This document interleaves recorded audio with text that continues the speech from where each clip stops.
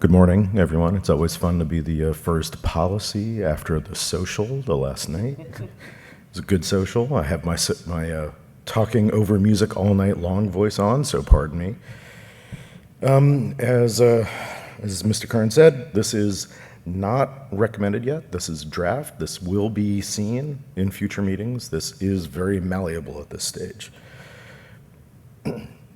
The problem, this particular policy has had active discussion between the time that there was SNL review and this meeting.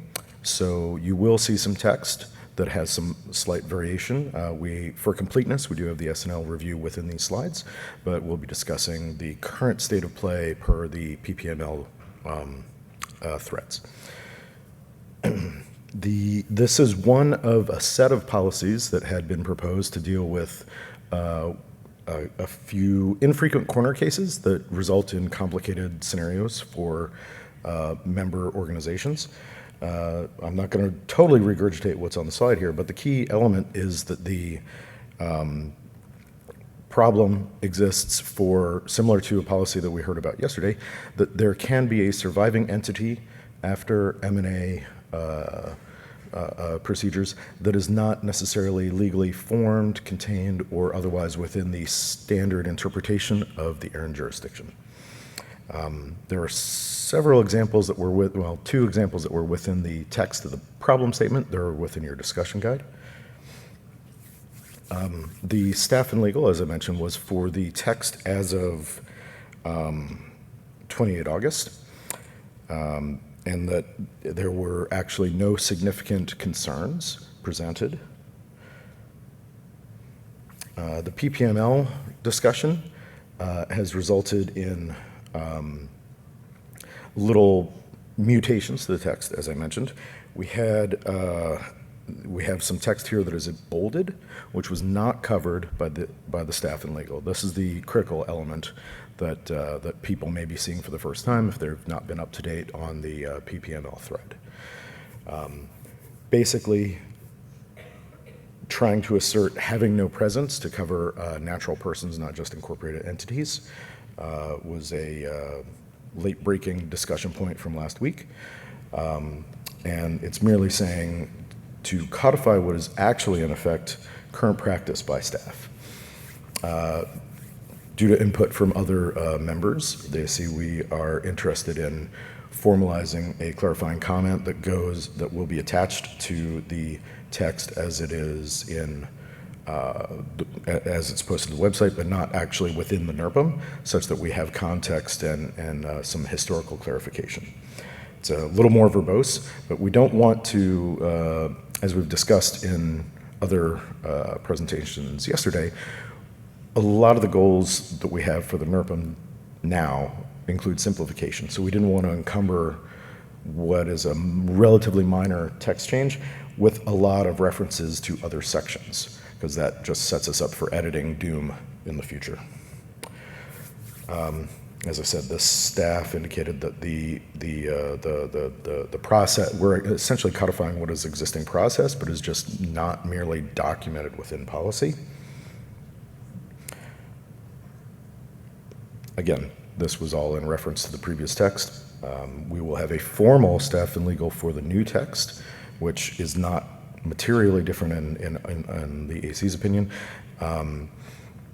We will have a formal review for staff and legal after this meeting if there's no additional activity on PPML, if we settle into a good solid piece of text.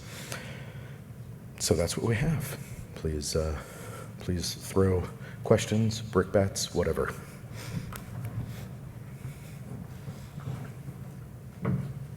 Thank you, Drew. Good morning, everyone. All right, front center microphone. Tacit Law, ARIN AC. I just have a question regarding the last sentence in Council's legal assessment.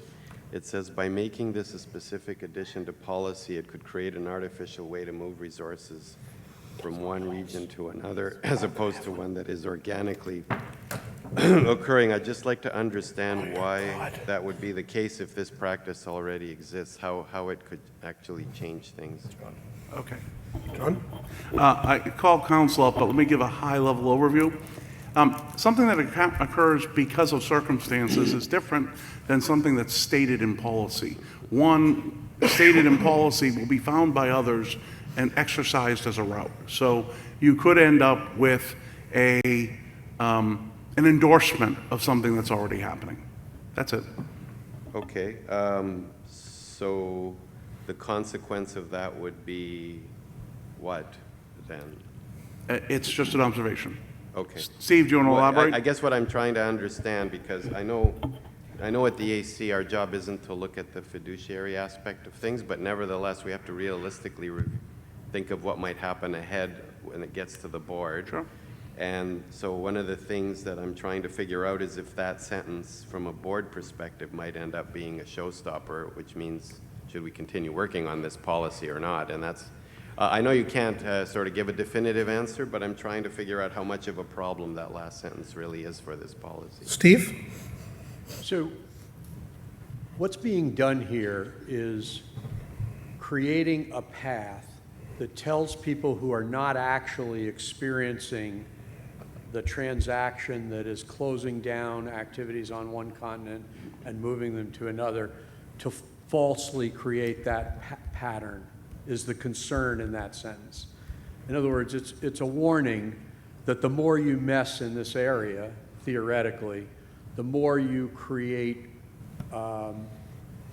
methodologies for people to think about doing things that are not actually occurring, to buy and sell things that are not really being bought and sold in order to be able to transfer from one place to another. I think that was what the sentence was intended to warn about.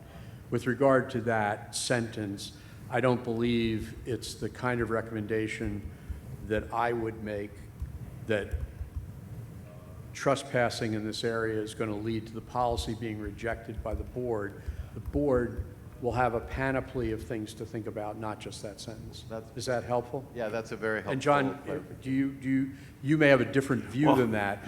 Management may view it differently than legal. Let me go jump first, John. Okay.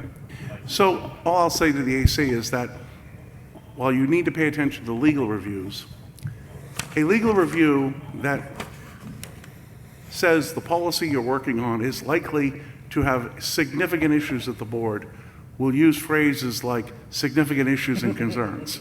If you don't see that in the legal review, then it's just an observation that you need to pay attention to, and it means it's going to probably get discussed.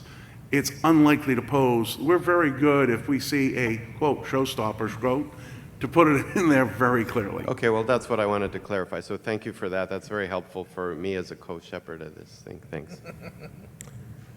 Thank you, Chris. Any others, feel free to approach the microphones, noting the queues are empty. Any remote participation? Seeing that there's none.